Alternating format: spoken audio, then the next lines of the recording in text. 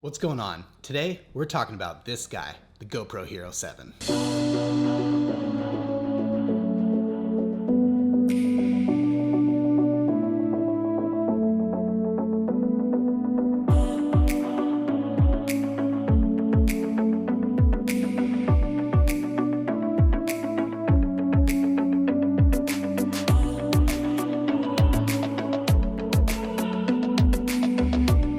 So as I've been playing around with this camera, I noticed something really interesting about the difference in quality between the resolutions. As I've mentioned before, I prefer to shoot in 1080p when possible. So I started shooting in 1080 on this camera and noticed the footage looked really soft. You can take a look at that here.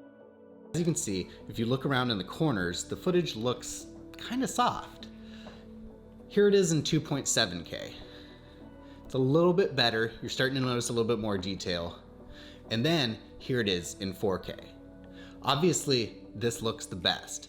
However, you're restricted when you're in 4K on what you can use as far as the different modes. So hyper smooth stabilization still works, but you cannot shoot in linear. You're held to shooting in wide format or super wide. You can't shoot in linear, which is the tightest crop and gives you the most normal looking photo or video without that GoPro super wide look to it. So the highest resolution you can shoot in while still being able to maintain the linear field of view is 2.7K in 60 frames per second.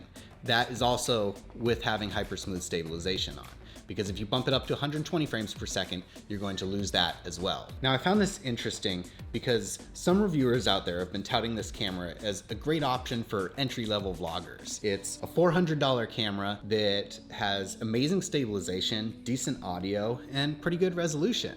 But the thing is, if you're, let's say, a 16-year-old kid who wants to start to get into vlogging, you need a cheap camera and you think this is the best solution for you, chances are you may not have a computer that can handle 4K or 2.7K footage. So you're restricted to shooting in 1080, and from what I've just shown you, the 1080 footage is kind of subpar.